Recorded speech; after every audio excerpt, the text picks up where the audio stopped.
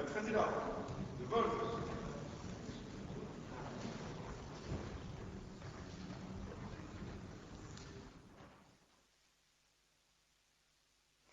séance est ouverte. De heer Seder is verontschuldigd. C'est la 5.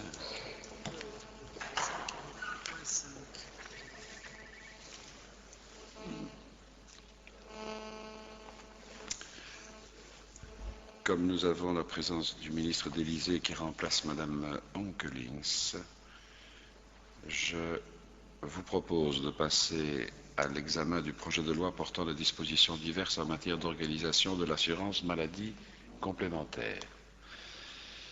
Le rapporteur de verslaggever zijn mevrouw Leinen et Madame Vienne. Est-ce que Madame Vienne souhaite présenter son rapport? Non, je vais m'en référer au rapport écrit, Monsieur le Président. La discussion générale est ouverte. Vraag iemand tot woord? Personne ne demande la parole.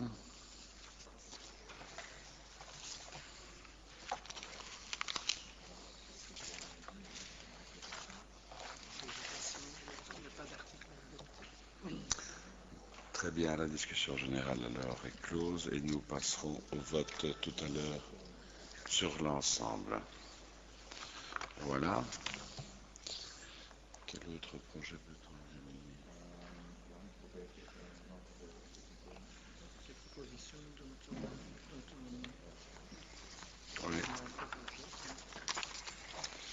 Oui. Je propose peut-être alors en attendant. Monsieur Magnette arrive.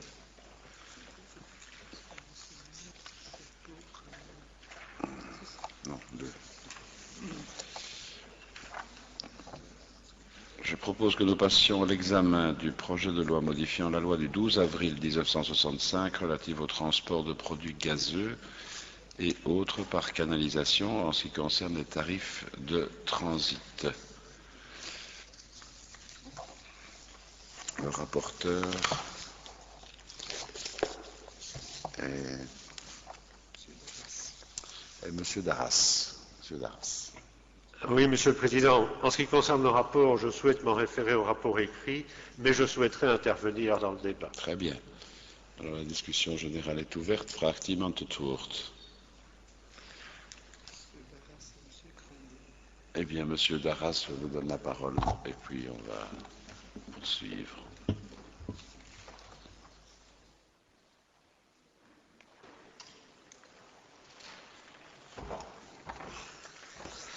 Monsieur le Président, Monsieur le Ministre, chers collègues, je me doute, Monsieur le Ministre, qu'aujourd'hui vous devez être de bonne humeur après la décision validant les 250 millions que vous avez exigés des opérateurs électriques. Je peux partager votre bonne humeur, même si nous avons toujours défendu cette option-là. Nous avons toujours dit qu'on pouvait effectivement percevoir une partie de ces bénéfices.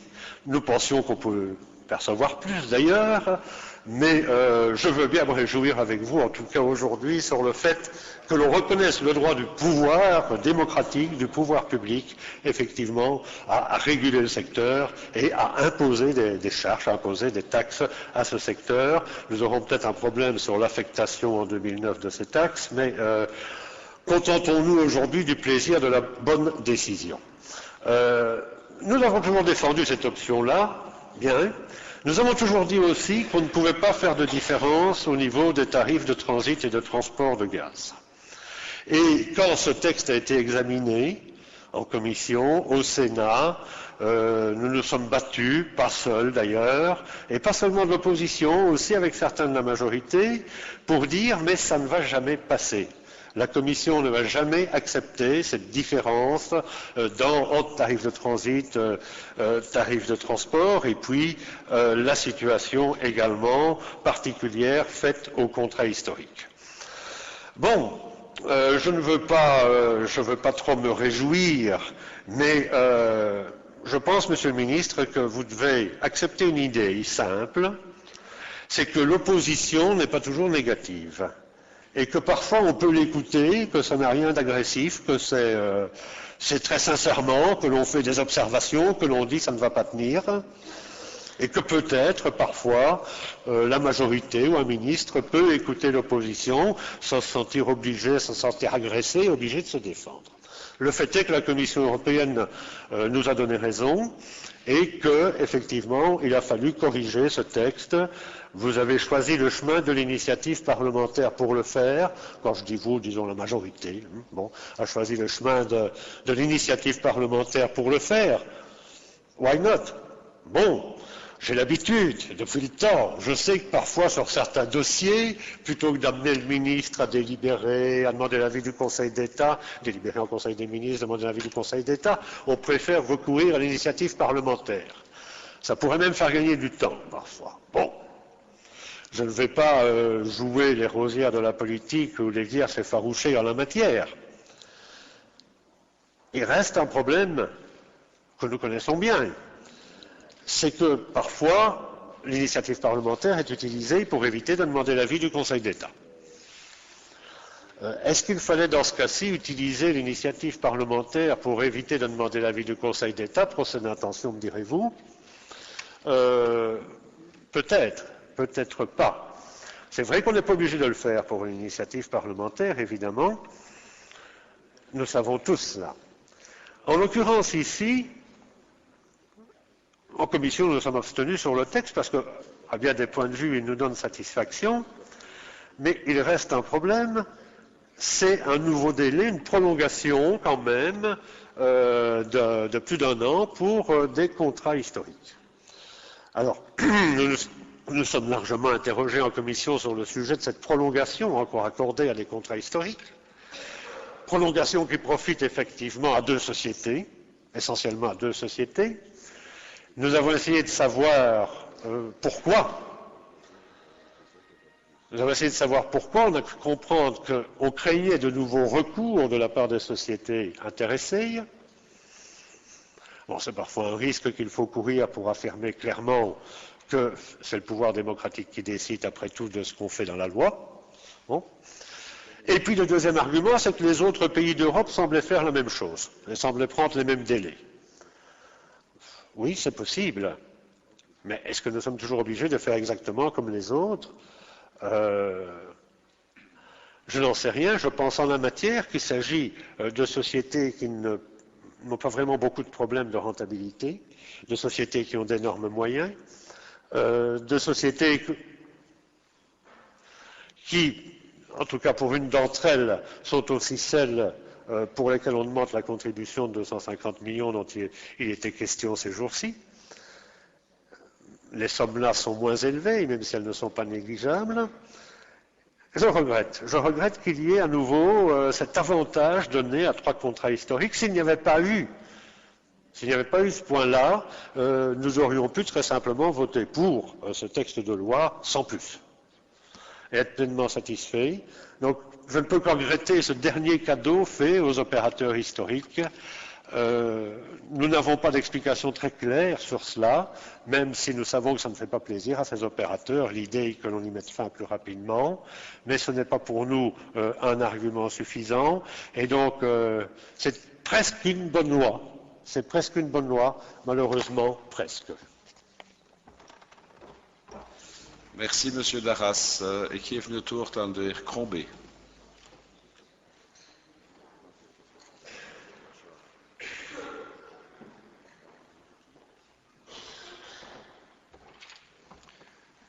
Dank u, voorzitter. Meneer de minister, een van de elementaire zaken bij parlementair werk is dat de parlementairen proberen te begrijpen wat ze moeten stemmen.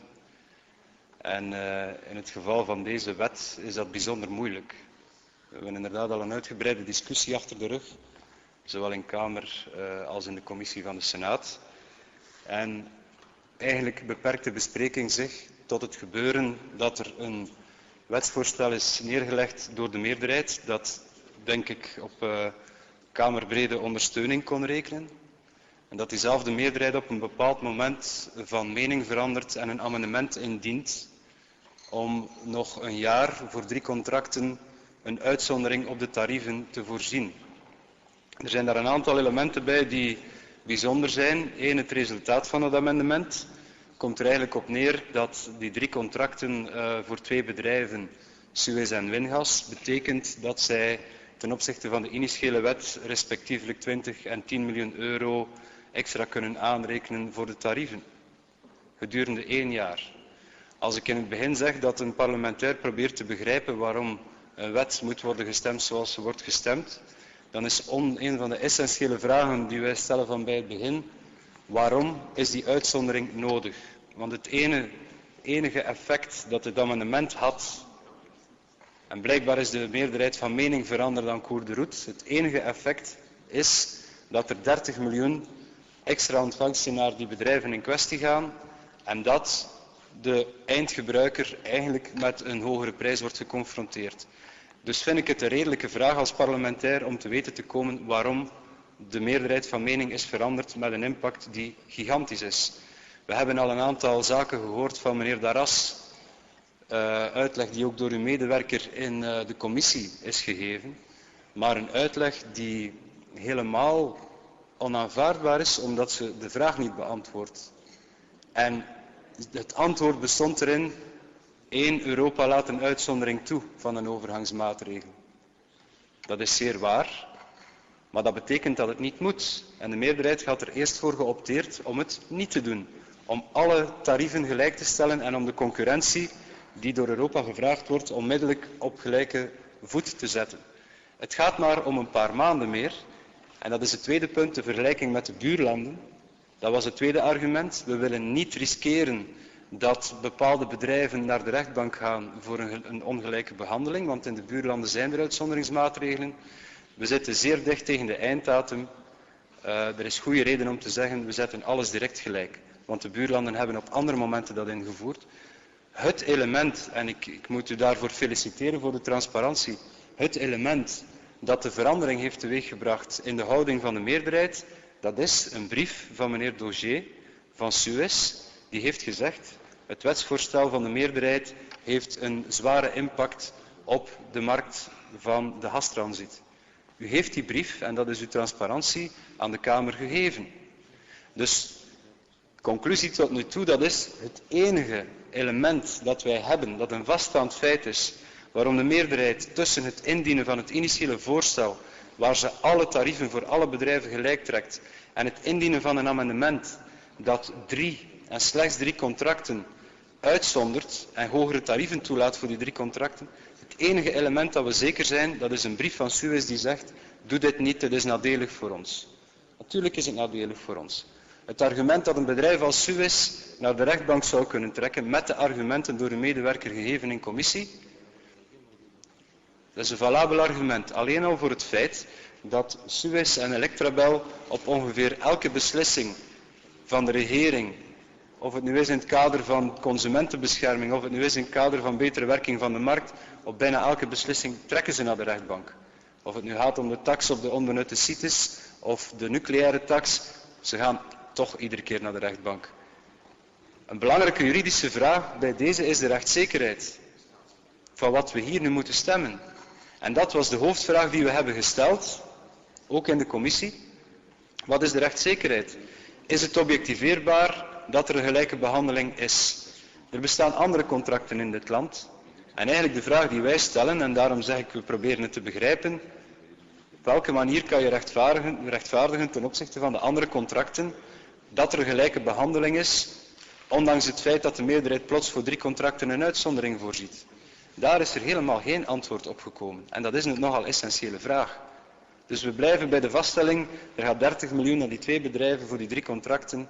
De tarieven voor de eindgebruiker zouden daardoor wat hoger zijn. En er is geen andere reden tot nu toe, anders dan het feit dat Suez een brief heeft gestuurd om te zeggen van de wet van de meerderheid is niet goed. En dus heeft de meerderheid geamendeerd. Dat alles is zeer transparant gebeurd tot nu toe.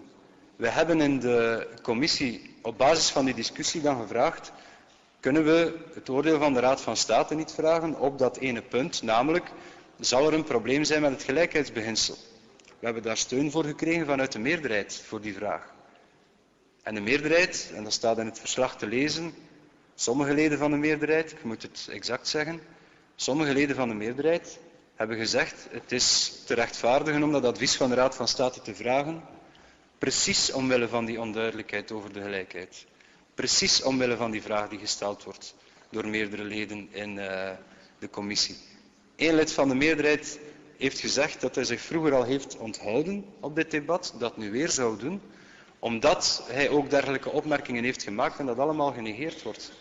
Dus we staan nu vandaag voor de stemming in de plenaire van die wet, waar de meerderheid eerst met een voorstel kwam, nogmaals, dat zeer goed was. Europa vraagt om tegen het voorjaar van volgend jaar alle tarieven gelijk te trekken.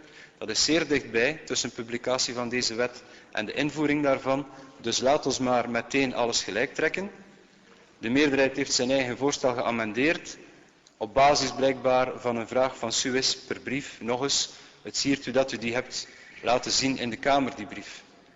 Maar we blijven, ondanks het feit wat ik zelf van zo'n feit vind, dat de meerderheid daarom een amendement indient, dat doen we niet ter zake. We blijven met die grote vraag zitten naar objectiveerbaarheid van gelijke behandeling van de verschillende spelers.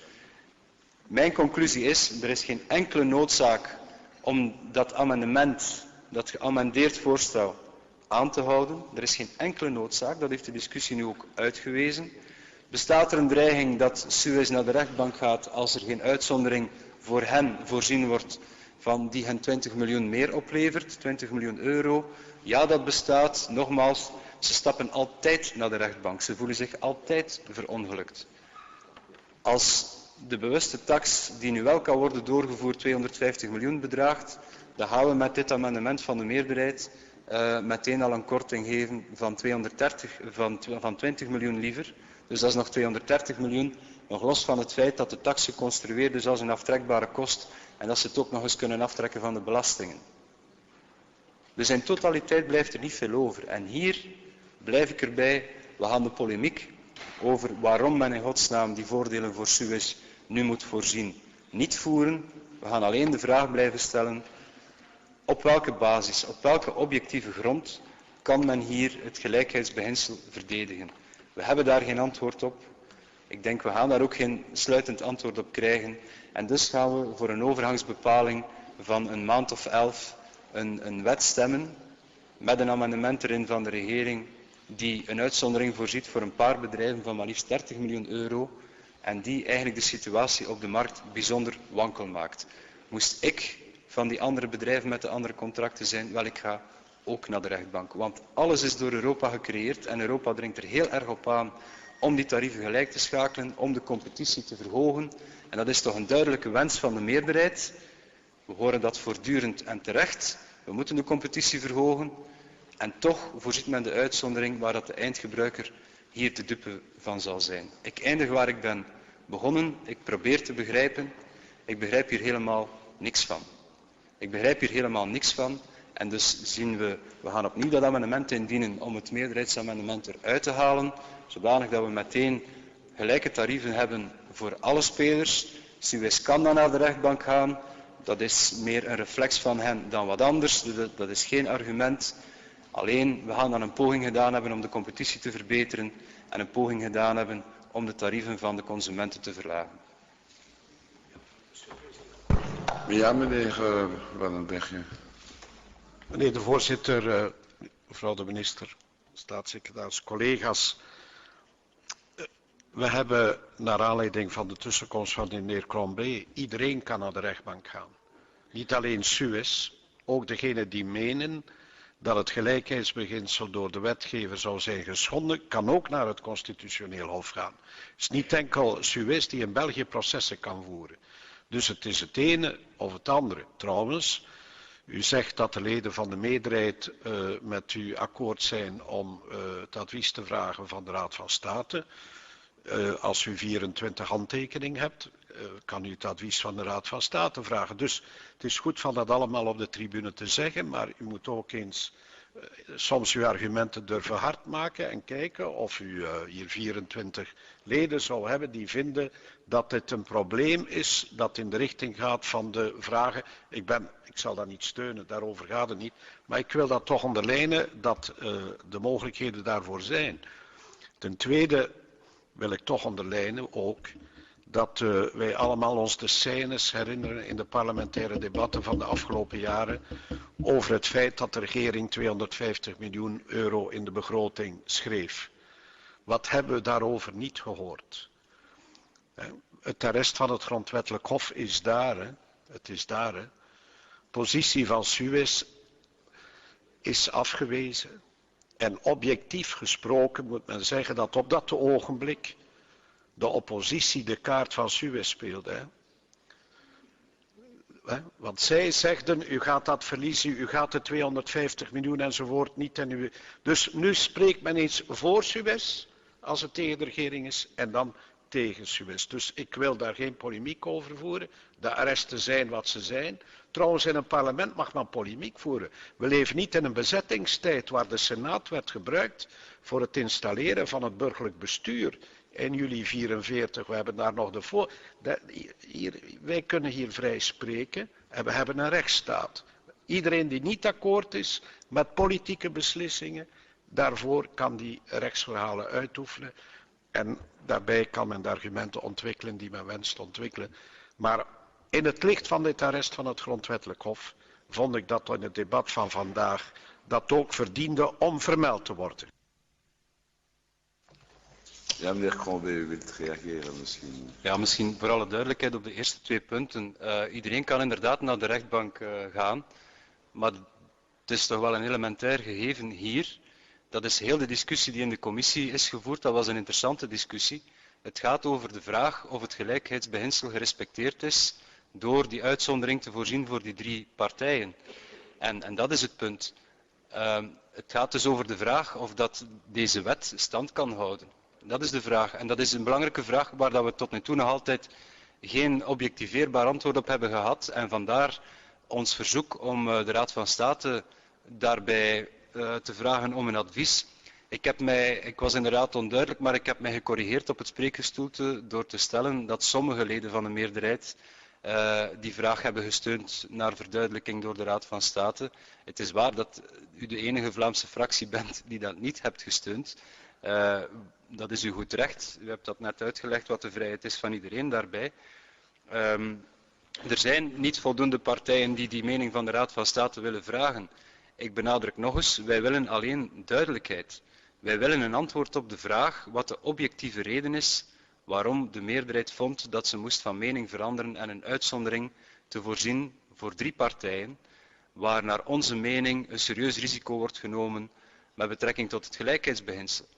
En of dat dan nu polemisch moet gebeuren of niet, het enige resultaat daarvan is en blijft dat er 20 miljoen euro extra naar Suez gaat en dat de eindgebruiker meer zal betalen. En dus is het denk ik een minimale vraag om te vragen om een antwoord te krijgen naar de reden waarom die uitzondering moest worden voorzien. We hebben daar geen antwoord op. Dat maakt het niet objectiveerbaar. Dat maakt dat het gelijkheidsbeginsel hier niet verdedigd is.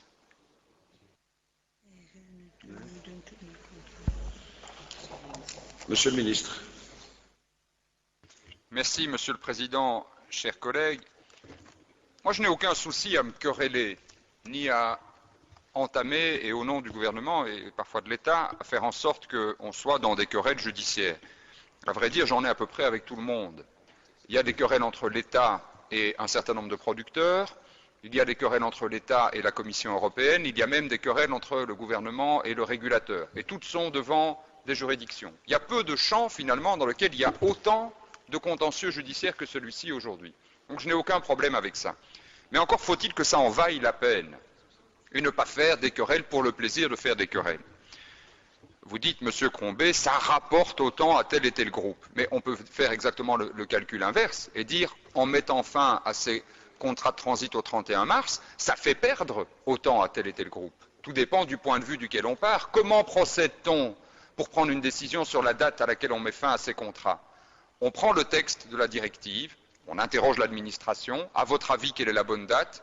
L'administration procède à des consultations juridiques et ces consultations juridiques donnent des résultats tout à fait différents. Certains disent qu'il faudrait l'appliquer à titre rétroactif et remonter jusqu'à 2006.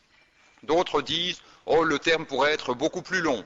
D'autres disent qu'il faut l'arrêter à la date du vote de la loi, début 2010. D'autres disent mi-2011 est la bonne date. Et donc il y a là querelle d'interprétation. On consulte la Commission européenne longuement et la Commission européenne nous dit la voie la plus sage nous semble être celle du 31 mars 2011 parce qu'on a de cette manière une transposition uniforme en Europe. Ce n'est pas un problème de querelle judiciaire. On en a, vous l'avez rappelé, sur les sites inoccupés, on en a eu sur les 250 millions. Il y en a des tonnes entre la CREG et les GRD. Enfin, il y en a un peu partout dans le domaine. C'est simplement la question de savoir quelle est la date raisonnable à un moment donné. Et vous pouvez faire un calcul en disant que c'est perdu, vous pouvez faire un calcul en disant que c'est rapporté. Par contre, ce qui n'est pas tout à fait correct est de considérer que ça a un coût pour le consommateur. Vous le savez parfaitement bien. Les comptabilités de transit et de transport sont différentes et il n'y a pas de transfert entre les deux. Il n'y aurait eu de transfert entre les deux que si on avait pu autoriser des méthodologies de calcul différentes entre le transit et le transport pour faire payer plus le transit, de faire en sorte que sur certains tronçons qui sont donc utilisés par le transit et le transport, les coûts d'investissement puissent être portés sur le transit et pas sur le transport. Ça aurait rapporté aux consommateurs et c'est la raison pour laquelle, dans la loi, j'avais maintenu cette différence entre le transit et le transport. Maintenant, je veux bien m'obstiner, mais à un moment donné, je pense qu'il faut aussi arriver à reconnaître que l'obstination ne sert plus à rien. Donc je me suis obstiné jusqu'à un certain point. J'ai reçu une mise en demeure de la Commission qui me dit qu'on ne peut pas faire cette distinction, même si j'avais des courriers de la DG Train qui disaient auparavant qu'on pouvait sans doute le faire. J'aurais pu continuer à me quereller. Une mise en demeure de la Commission, après tout, ce n'est pas non plus une condamnation. On peut encore dire je ne suis pas l'argument de la Commission et je maintiens cette distinction entre transit et transport. Et puis nous irons jusque devant la Cour de justice à Luxembourg. Et dans 1 an et demi ou 2 ans, la question sera tranchée. J'aurais pu continuer à me bagarrer pour ma loi, mais après une longue délibération avec les membres de la majorité, avec les parlementaires qui sont venus eux-mêmes avec des initiatives que je n'ai pas sollicitées, j'ai considéré qu'il était plus sage de mettre fin à la querelle et de reconnaître qu'on pouvait se mettre en conformité avec ce que la Commission attendait de nous, même si politiquement on aurait pu continuer à se bagarrer sur ce point. Je crois qu'on est là un peu au bout du bout. On a eu de très longs débats avec vos deux formations politiques en particulier, que j'ai beaucoup apprécié jusqu'à un certain point. Monsieur Darras, j'apprécie le débat avec l'opposition quand c'est un véritable débat de fond. Je crois qu'il y a eu beaucoup aussi de cache-misère dans ces débats et à certains moments aussi une manière peut-être de faire oublier tout ce qui n'avait pas été fait par vos formations politiques à l'époque où elles auraient pu le faire. Mais soit, on est là maintenant et vous l'avez reconnu, tant mieux, l'arrêt sur les 250 millions est un arrêt, je pense, important, beaucoup plus important que parce qu'il permet. Évidemment, le secrétaire d'État en charge du budget s'en réjouit pour des raisons budgétaires. Il permet de garder ces montants dans le budget de l'État, mais il est important surtout pour des raisons de principe. C'est un arrêt qui dit oui, l'État a le droit de taxer un secteur particulier quand dans ce secteur particulier on fait des bénéfices excessifs sur le dos des consommateurs. Ça, c'est une décision de principe extrêmement importante pour la définition du périmètre d'action légitime de l'État à l'égard des groupes, que ce soit 250 ou 100 ou 500, est infiniment moins important que la réaffirmation de ce principe en des temps où il pouvait y avoir des doutes là-dessus. Là, ça valait la peine d'avoir une vraie querelle. Et là, ça valait la peine d'avoir un vrai débat politique sur ces questions-ci. Honnêtement, on se met en conformité avec une interprétation du droit européen, puisque, après tout, la Cour ne se sera jamais prononcée là-dessus. On le fait pour éviter des querelles qui deviennent à un moment donné des querelles inutiles, qui n'ont pas d'enjeu financier majeur, qui n'ont pas d'impact sur le consommateur, mais pour créer une forme de stabilité juridique qui est dans l'intérêt de tous et de chacun. Merci, Monsieur le Ministre. Quelqu'un demande-t-il encore la parole dans ce débat? Meneer Krombe.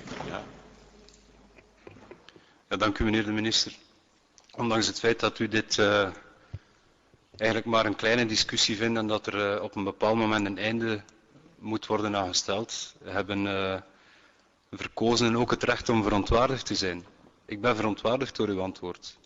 Ik ben daar echt door verontwaardigd. Uw laatste zin is het enige wat u hebt gezegd over mijn vraag. U wil een stabiel juridisch kader creëren. Ik ga nog eens herhalen, de meerderheid heeft een voorstel ingediend om de directieven om te zetten. De meerderheid heeft dat ook niet lichtzinnig gedaan, dat voorstel ingediend.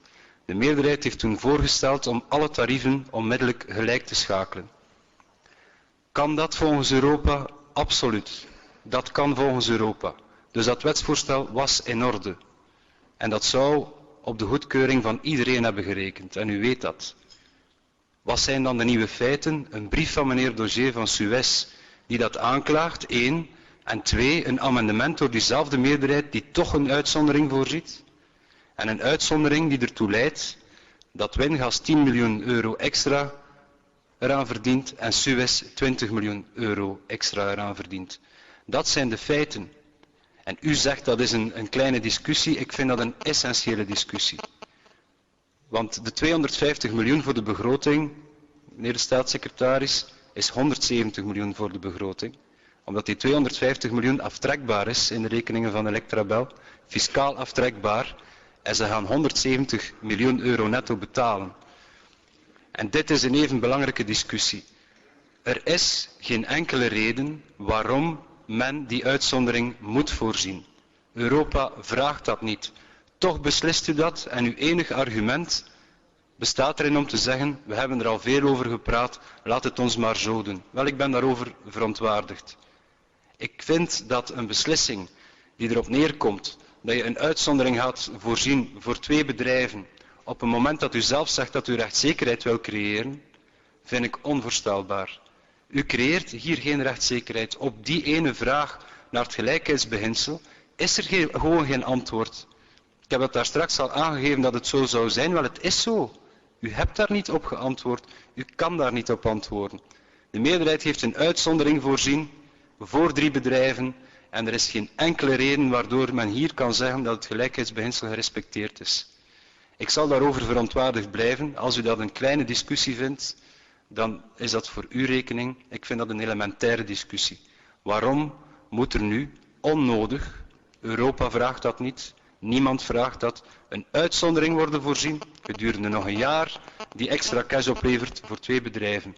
We hebben daarop in heel de discussie geen antwoord gehad en uw conclusie is dat die discussie niet belangrijk is genoeg is.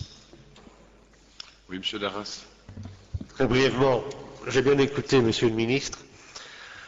Il me semble que cette date du 11 mars 2011, si j'ai bien entendu, la Commission trouve que ce serait raisonnable, que ça devrait à peu près aller.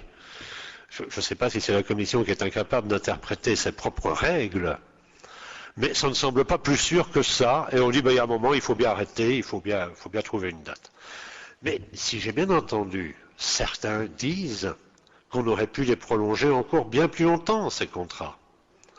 Et donc, on n'est pas à l'abri d'un recours des opérateurs qui pourraient dire qu'effectivement, il n'y a pas de raison de les arrêter au 31 mars 2011 et qu'on pourrait les prolonger encore davantage.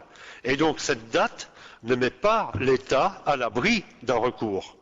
Et donc, cette prolongation d'1 an, pour moi, est simplement inutile.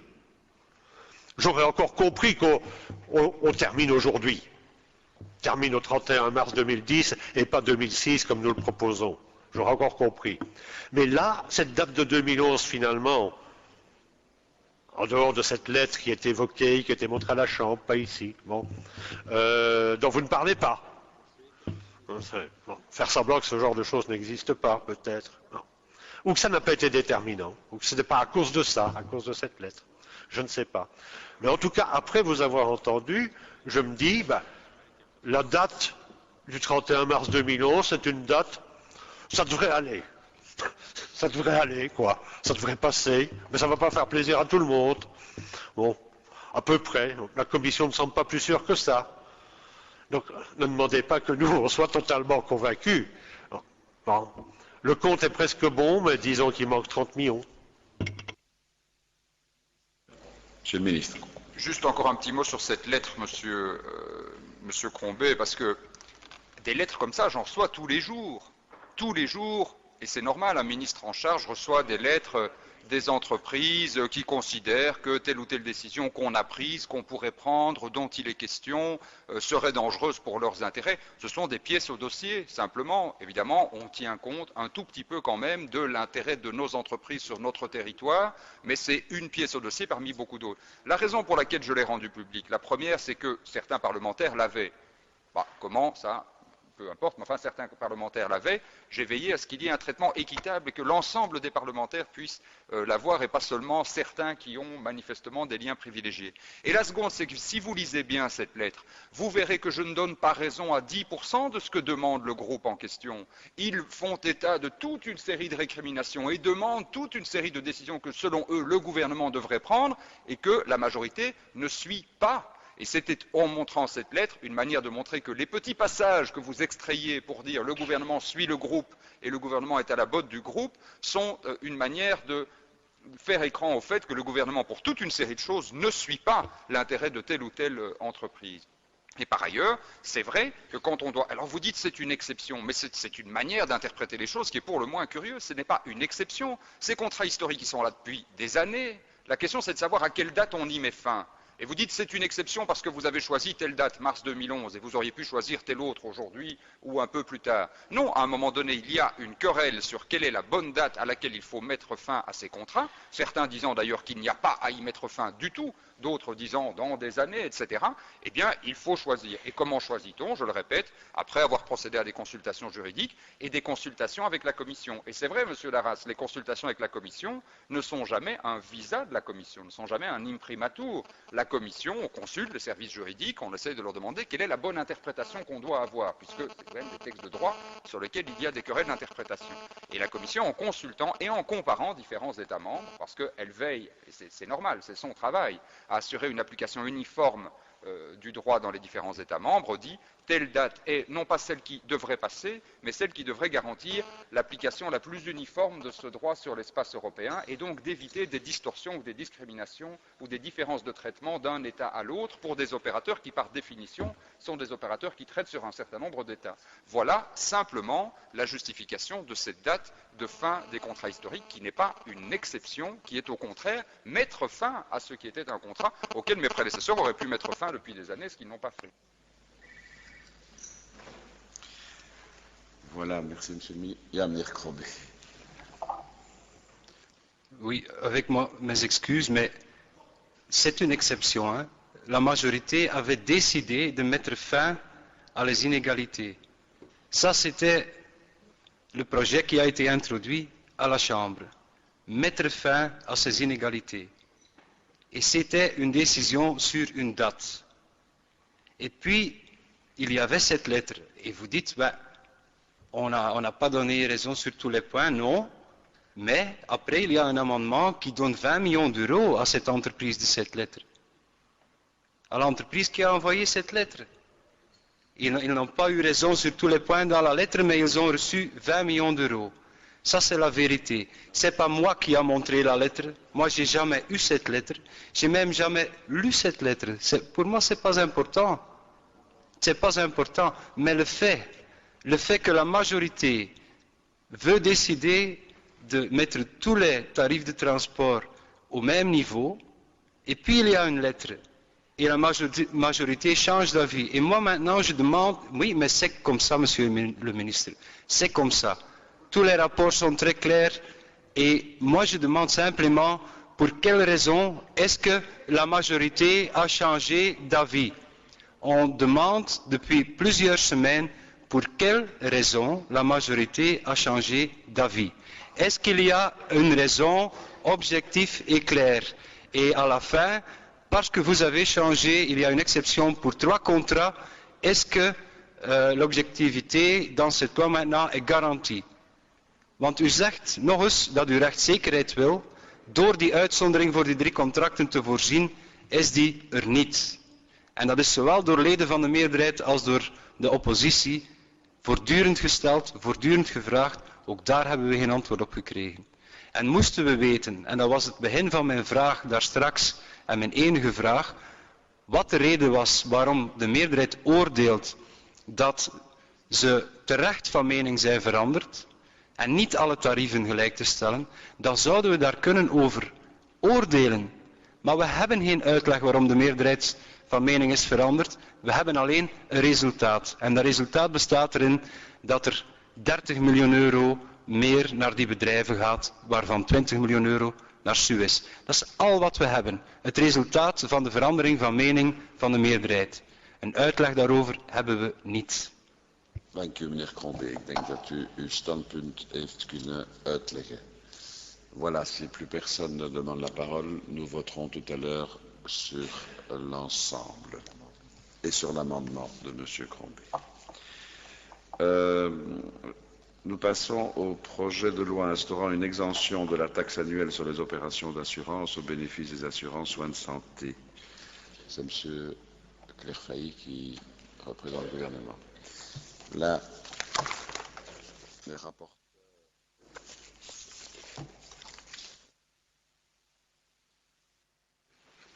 De verslaggever is meneer Duchâtelet. Ja, naast de verwijzing naar het schriftelijk verslag wens ik het voornaamste eigenlijk wat in die commissie gezegd is. En is uiteraard dat wij daar geen grote problemen mee hebben met die taxvrijstelling. Waarbij dat we gelijktijdig ook de vraag gesteld hebben aan de regering van eigenlijk een meer fundamentele reflectie te doen over de problematiek van, bon, enerzijds subsidiëren we veel, onder andere in de ziekteverzekering subsidiëren we veel, maar anderzijds belasten we ook. Hè. Dus men heeft de situatie van een verpleegster bijvoorbeeld, die is typisch eigenlijk aan de ene kant belast en aan de andere kant wordt die gesubsidieerd in heel veel gevallen. En, dus en hier krijgen we ook een situatie waar men zegt, kijk, we hebben een verzekering en die is zeer, zeer goed en we zouden eigenlijk die belasting die voor andere verzekeringen geldt, misschien voor die verzekering niet moeten doen.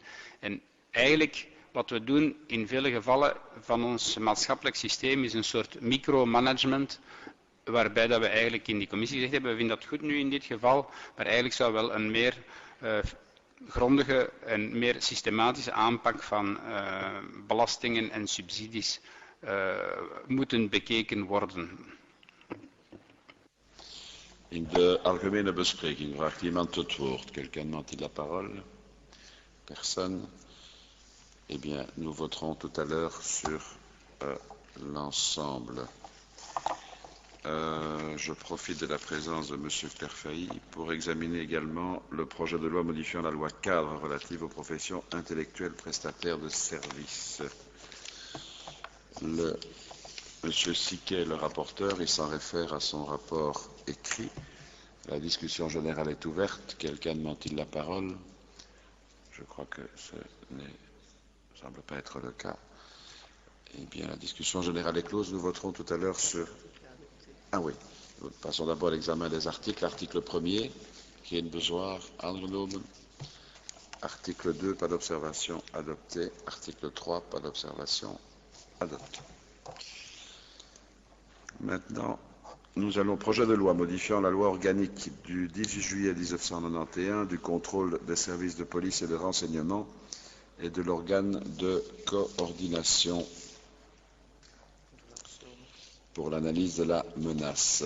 De verslaggever van de Commissie Binnenlandse Zaken is mevrouw Somers. Ja, dank u meneer de voorzitter. Ik verwijs naar het schriftelijk verslag. Général est ouverte. Vraagt iemand het woord? Personne ne demande la parole.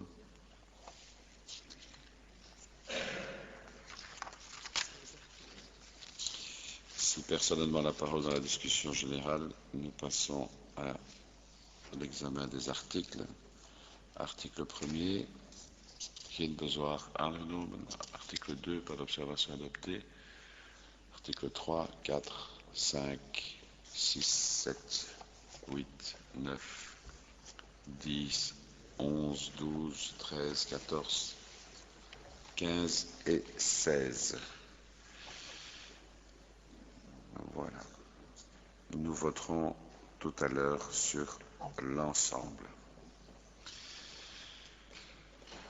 Proposition de loi abrogeant l'article 77 de la loi du 15 décembre 1980 sur l'accès au territoire, le séjour, l'établissement et l'éloignement des étrangers.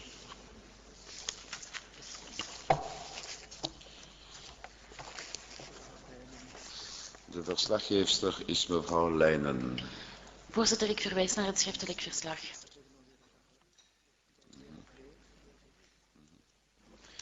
Dank u. La discussion générale est ouverte. Quelqu'un demande-t-il la parole? Monsieur Monfils a demandé la parole. Mais... est-ce que il est dans la maison? Il est là.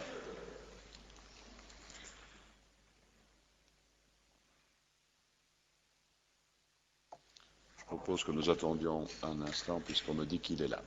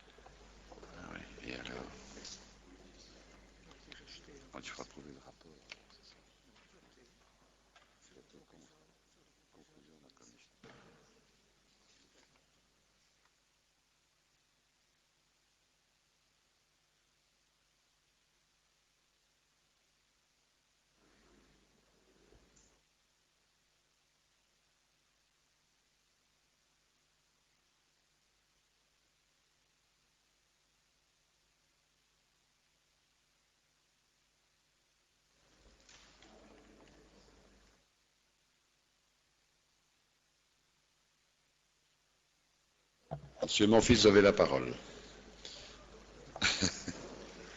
Sur la proposition de loi abrogeant l'article 77 de la loi du 15 décembre 80 sur l'accès au territoire, le séjour, l'établissement et l'éloignement des étrangers. On m'a dit que vous étiez inscrit dans la discussion générale. Désolé de mon retard, ce qui ne m'arrive pas rarement, mais voilà. Monsieur le Président, chers collègues, en quelques instants, je donnerai un peu notre sentiment concernant cette affaire. La proposition de loi, évidemment, vise à supprimer l'article 77 de la loi de 1980 pour deux raisons. Selon les auteurs, des travailleurs sociaux et des citoyens apportant leur aide aux sans-papiers dans un objectif non patrimonial font l'objet de poursuites disciplinaires et le champ d'application des articles 77 et 77 bis est selon eux identique et par conséquent rend inutile l'article 77. C'est donc évidemment l'objectif de la proposition de loi. Mais je crois que, après que nous ayons entendu notamment le secrétaire d'État, je ne pense pas que nous puissions être de cet avis. Les deux articles sont en effet différents, ils ont leur spécificité. L'article 77, lui, permet de sanctionner la personne qui, de manière isolée, prête son concours aux sans-papiers pour entrer ou séjourner chez nous.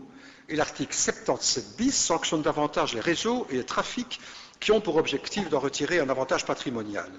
Donc, d'un côté, il y a défense d'intérêts nationaux, et 77 bis, c'est la protection des victimes des réseaux. L'intention est donc assez différente.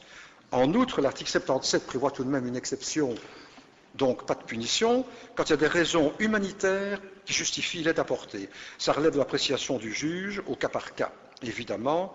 L'aide apportée aux sans-papiers n'est donc pas systématiquement punissable. Toutefois, incontestablement, il y a un problème.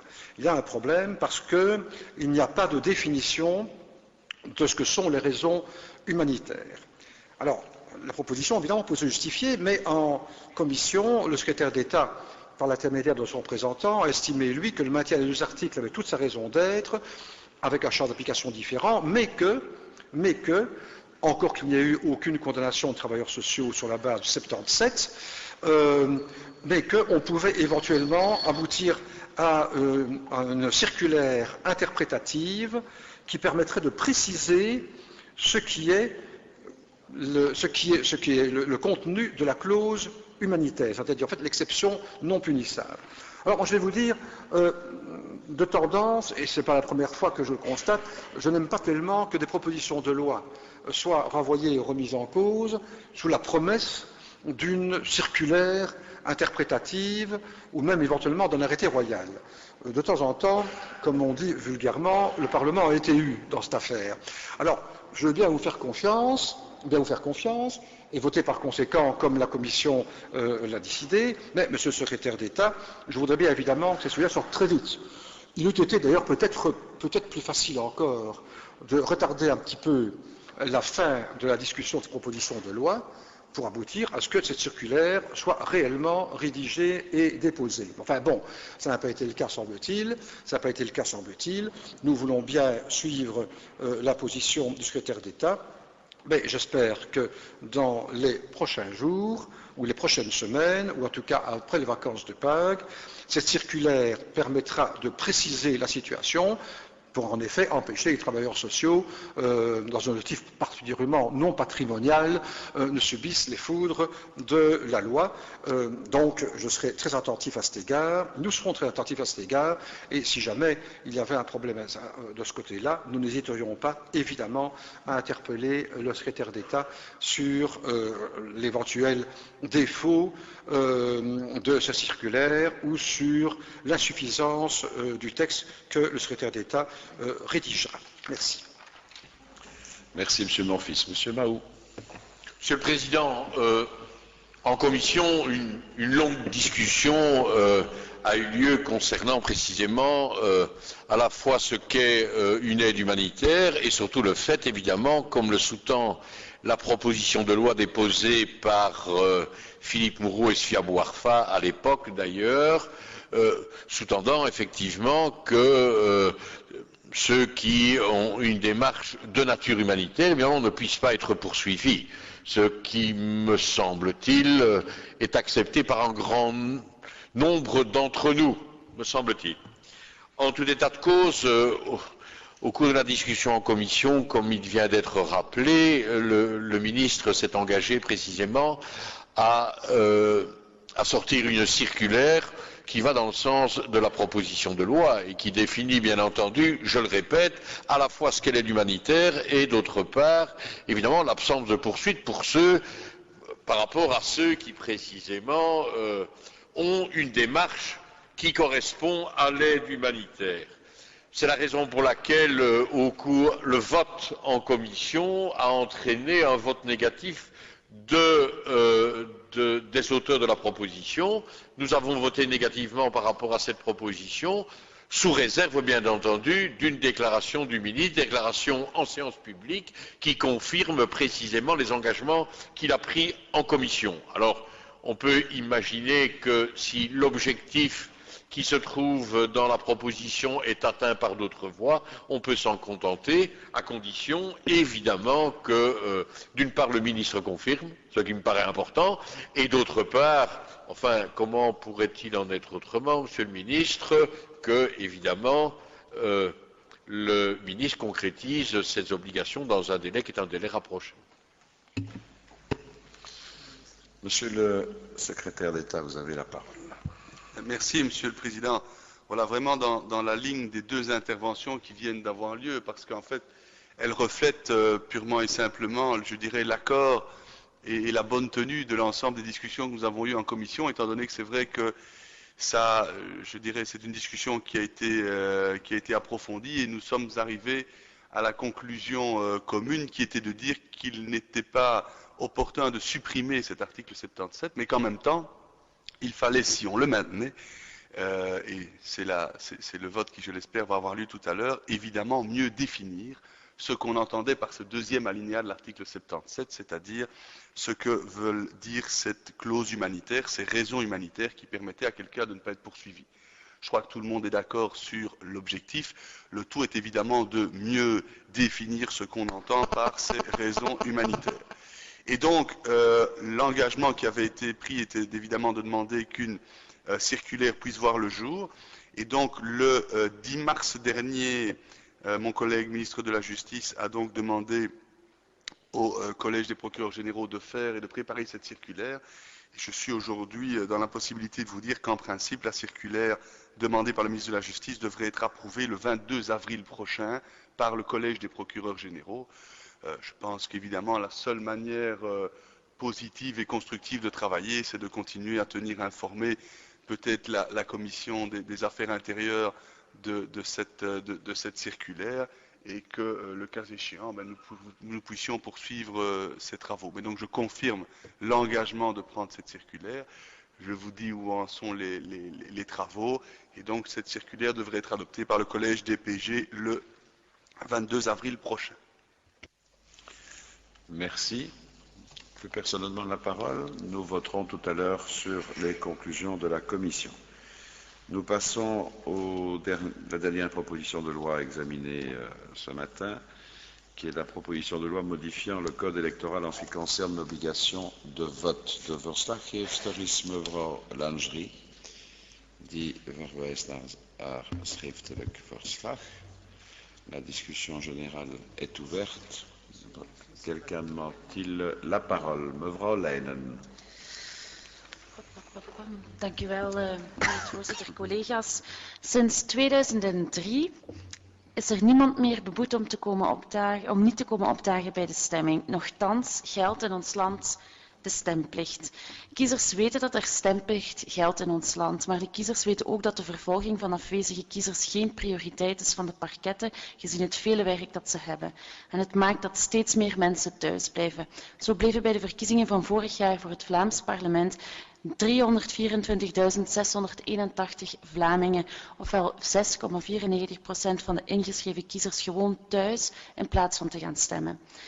En dan is de vraag, waarom dan niet meteen ook gewoon de sanctie afschaffen? Want als er toch niet wordt vervolgd en beboet, kan men evengoed spreken van een feitelijke afschaffing van de opkomstplicht. Waarom de opkomstplicht dan ook niet formeel afschaffen? Wij hechten als Open VLD heel veel belang in de vrijheid van het individu en we vinden het belangrijk dat de burger zelf kan beslissen om al dan niet te gaan stemmen. Niet gaan stemmen is immers ook een keuze. We zijn voorstander van het afschaffen van de sancties wanneer iemand niet komt opdagen om te stemmen, maar we stellen ook vast dat we hier vrijwel alleen staan met onze mening daarover. De bestaande regeling gaat nogthans voorbij aan de realiteit. De sancties worden niet toegepast. Waarom laten we deze wettelijke regeling dan nog bestaan? Ik concludeer eruit dat de andere partijen vinden dat we moeten blijven sanctioneren. Dank u, mevrouw Leijnen. Monsieur Monfils.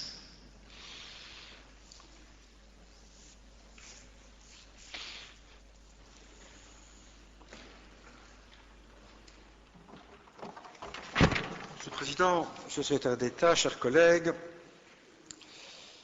il faut tout de même prendre attitude par rapport à la proposition de mes collègues et amis du VLD. Il faut rappeler donc qu'en effet la Constitution, dans ses articles 62 et 68, le texte le dit, impose le vote obligatoire et que ces articles ne sont pas soumis à révision, que par conséquent, un débat sur le sujet ne pourra avoir de conséquences qu'au cours de la prochaine législature, éventuellement.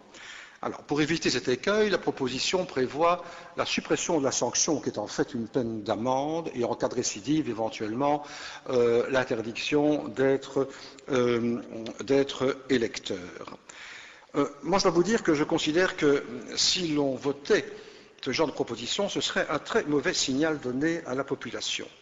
On vote des lois, mais à l'expérience ou à l'avance, on déclare qu'on ne les appliquera pas. Alors, de nombreux exemples de cette mentalité existent déjà beaucoup trop dans la législation. Donner un exemple parmi d'autres. Les condamnations à des peines de moins de 3 ans de prison. Elles ne sont jamais exécutées. On dit 3 ans de prison, ça ne veut strictement rien dire dans la pratique. D'autres, tout récemment, des praticiens qui ont, justifié ou non, sur le plan moral, c'est un autre problème, pratiqué les euthanasies sur des enfants. Excusez-moi, il y a une loi qui ne permet pas de faire des euthanasies sur les enfants, mais on ne dit rien, on ne bouge pas, on avance. On pourrait continuer comme ça, toute une série de propositions de loi également, soit ne sont pas appliquées, soit on en retarde l'application à un point tel qu'elles deviennent obsolètes. C'est le cas notamment pour la loi concernant l'organisation interne dans les prisons, c'est le cas concernant l'ancien Conseil national de discipline qui n'a quasiment jamais siégé, etc.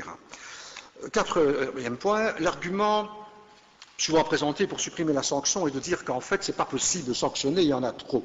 Mais encore une fois, il s'agit d'une peine d'amende. En quoi est-ce difficile d'envoyer aux électeurs fautifs, tous les 2, 3, parfois 4 ans, une invitation à payer?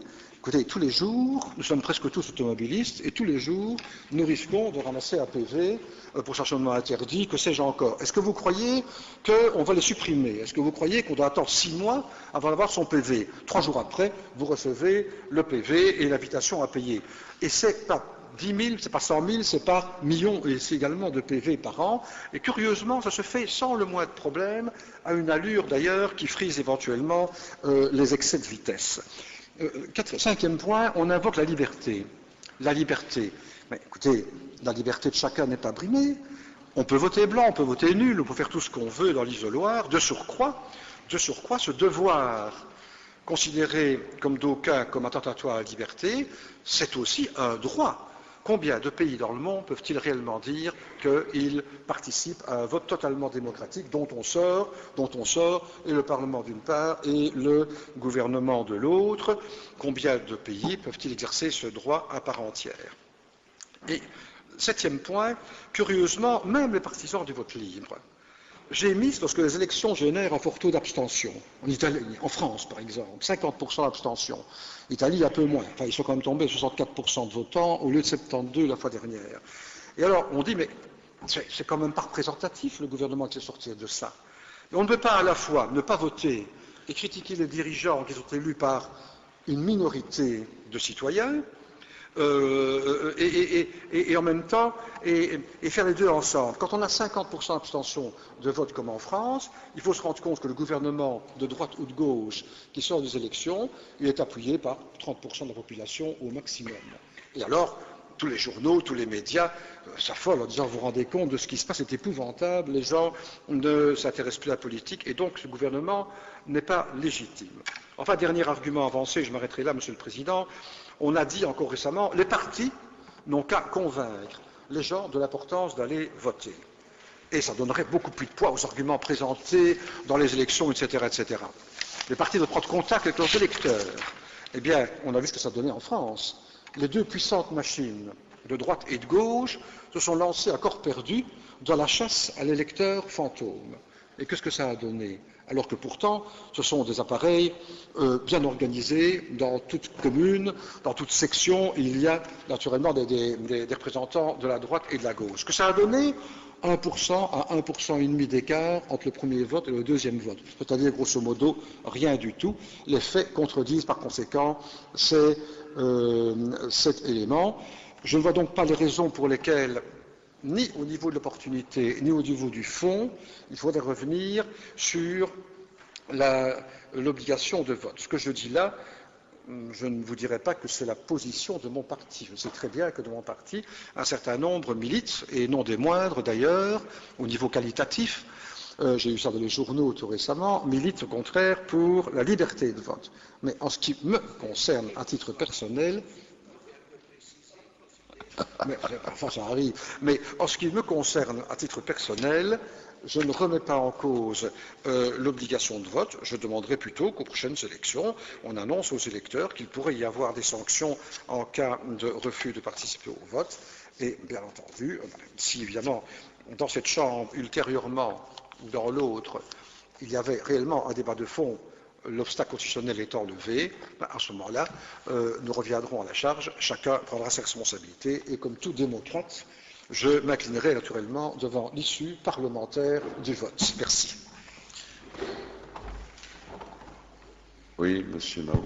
Puis Monsieur Delpech. Monsieur le Président, de manière très brève, je ne vais pas revenir sur l'obligation de vote, puisque ce n'est pas ça qui est l'objet de la proposition de loi.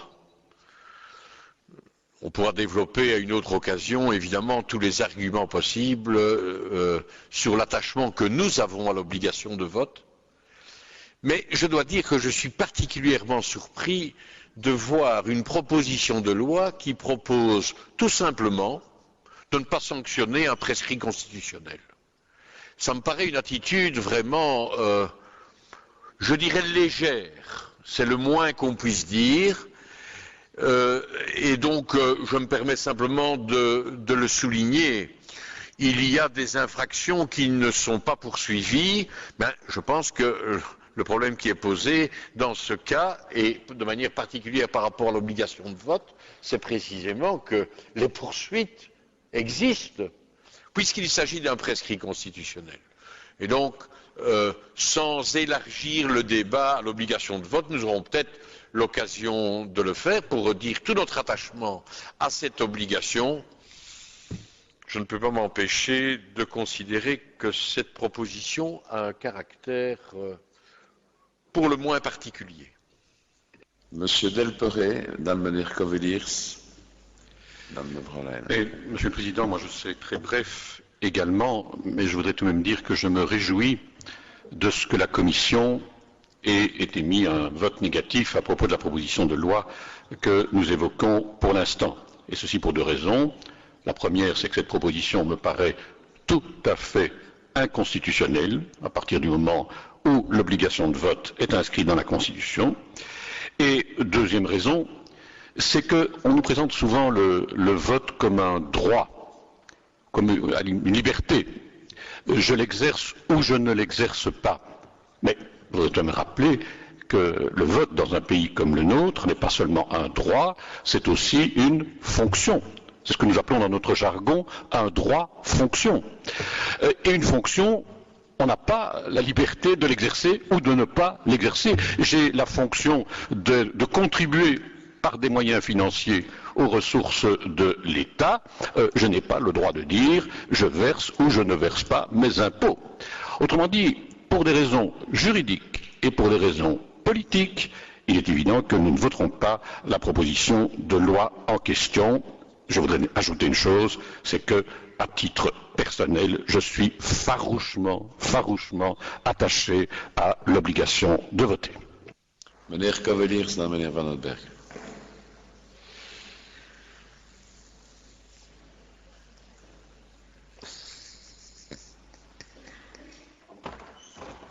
Dank u wel, voorzitter. Het is verbazingwekkend hoe sommige voorstellen toch nog een ochtend kunnen goedmaken en uiteindelijk nog een debat kunnen weken. Vandaar mijn felicitaties voor het voorstel.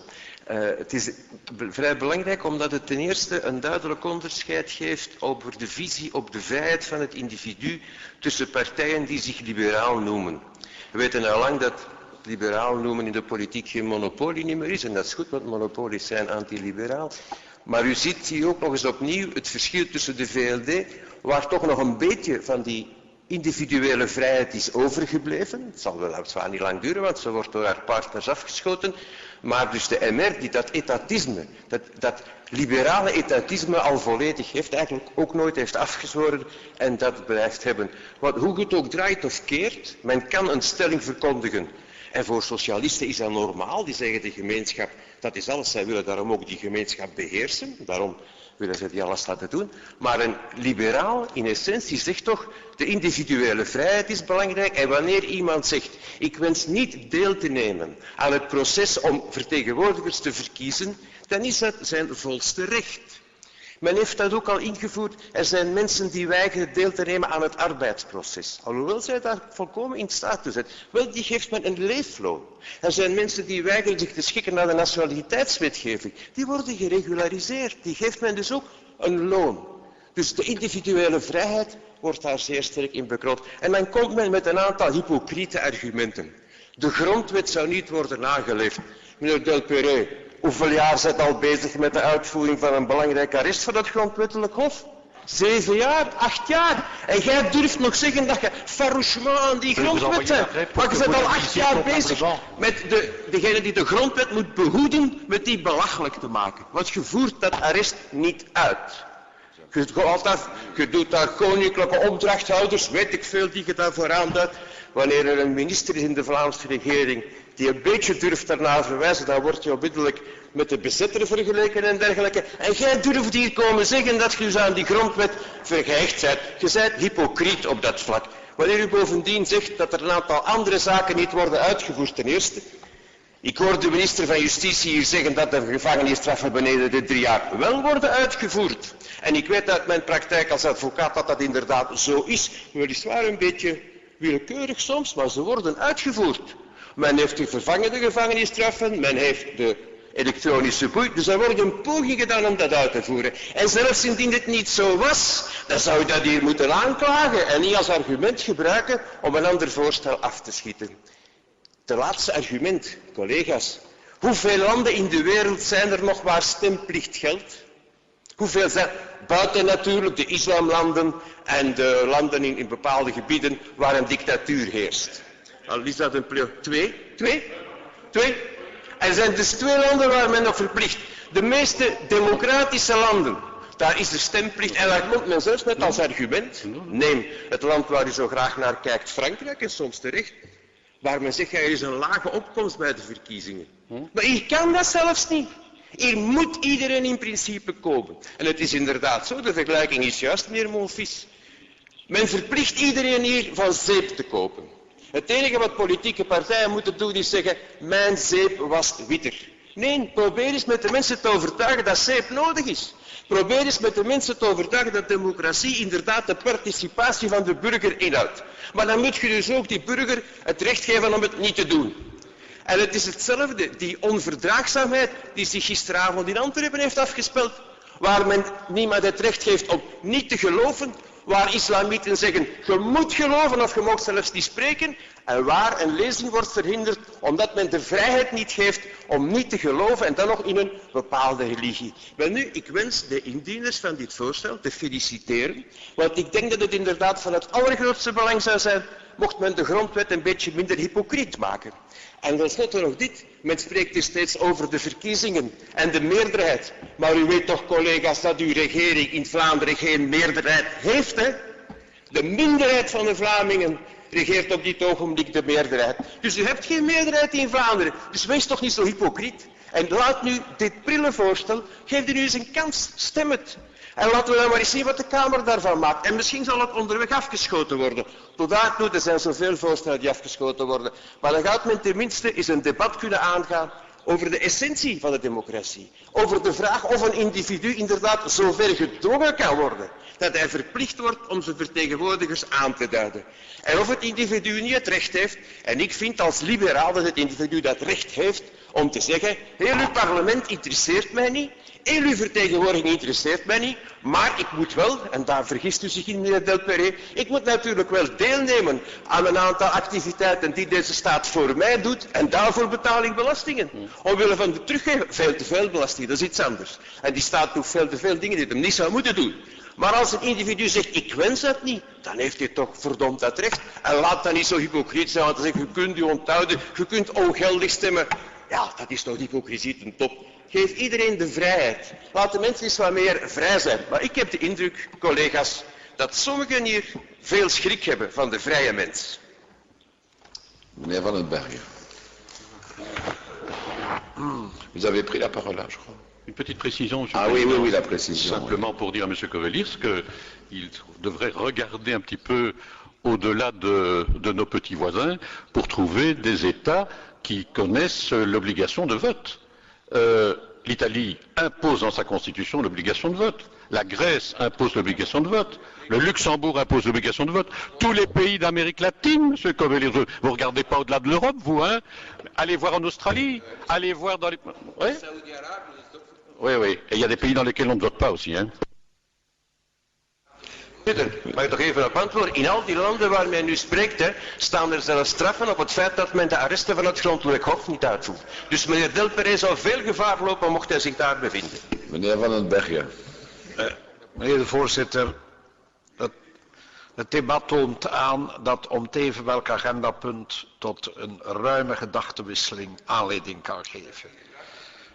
En ieder oordeelt over de draagwijdte van zijn tussenkomst voor zichzelf. Ik zit hier niet om die van de anderen te beoordelen, maar gewoon om een standpunt trachten naar voren te brengen.